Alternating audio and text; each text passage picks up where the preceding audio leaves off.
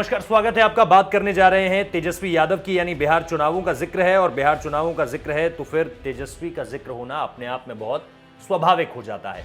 हम बात कर रहे हैं मणि यादव की, जिनको लेकर के अब आरोप प्रत्यारोप का दौर शुरू हो गया है। यह आरोप लगाया है जेडीयू ने और जेडीयू ने आरोप लगाते हुए यह कहा है कि तेजस्वी बात भले ही नौकरियों की क्यों ना कर रहे हों, लेकिन जब नौकरी देने की बारी आती है तो अपनों को समेटते हैं और अपनों में भी उन लोगों को समेटते हैं जो विवादों से घिरे रहे हैं, जिन पर अपराध दर्ज हैं। यह दरअसल अब जेडीयू का कहना है। यानी कि नौकरियों को लेकर आपको पता है कि बिहार में युवा इस वक्त बड़े आक्रोशित हैं और लगातार किसी जाति, संप्रदाय, इन सारी चीजों से ऊपर उठकर बिहार का युवा इस वक्त पे रोजगार को लेकर तो नीतीश सरकार से बहुत ज्यादा चिढ़ा हुआ है, मुंह फेरा हुआ है, एक तरह से आप ये कह सकते हैं उन्होंने।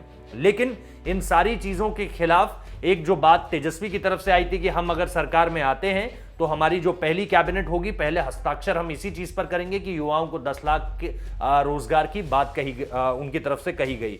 ये कहीं ना कहीं नारा जो है, ये कहीं ना कहीं जो ऐलान है वो बहुत दूर तक गया है बिहार में, मतलब अर्बन से लेकर रूरल एरियाज में भी गया है और रूरल एरिया में बिहार की इसकी सबसे ज्यादा जरूरत है, ये साफ तौर पर सामने निकल कर आ रहा है। ऐसे में अब जब सीमांचल का चुनाव बाकी है, यानी वो इलाका जहां पे एक तो मुस्लिमों की संख्या बहुत ज्यादा है और इसके अलावा अति पिछड़ा वर्ग भी वहां पर बहुत ज्यादा है, ऐसे में दो बातें बहुत ज्यादा साफ हो जाती हैं। एक तो यह ऐलान जिसको लेकर के रोजगार को लेकर तेजस्वी को घेरने की कोशिश की गई और उसमें उनके पीए मणि यादव का जिक्र किया गया है, जिन पर आरोप थे और उन्हीं को जो है तेजस्वी ने नौकरी दी। तो ये कहीं ना कहीं अब जेडीयू की तरफ से कहा जा रहा है कि अगर ये इनकी सरकार दोबारा आती है तो नौकरियों के जो संख्या इन्होंने बताई है उसमें अधिक से अधिक लोग इनके अपने होंगे और वो लोग होंगे जिन पर कहीं ना कोई आपराधिक छवि वाले लोग होंगे। कुल मिलाकर बात ये कही गई है जेडीयू की तरफ से।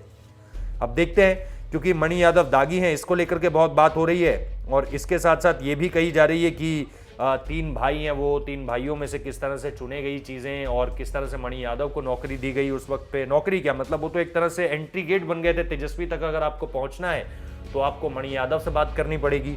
तो सारा का सारा खेल वहीं पर था। इसके अलावा परिवार में भी बड़ा बखेड़ा हुआ था। तो ये सारी की सारी चीजें हैं जिसको लेकर के जेडीयू ने एक कार्ड खेला है। देखते हैं क्या बिहार की जनता इसको समझ पाती है और क्या ये ट्रैवल कर पाता है वहां तक, जैसे तेजस्वी का 10 लाख रोजगार का जो पूरा का पूरा ऐलान था वो ट्रैवल किया। फिलहाल इस वीडियो को देखने के लिए बहुत बहुत शुक्रिया। बिहार चुनावों से जुड़ी हर खबर हम आप तक पहुंचा रहे हैं। अगर अच्छी लग रही है तो इस वीडियो को भी लाइक कीजिए, दूर तक पहुंचाइए, शेयर कीजिए, कमेंट कीजिए और हमारे चैनल को सब्सक्राइब करना मत भूलिए। बहुत बहुत शुक्रिया।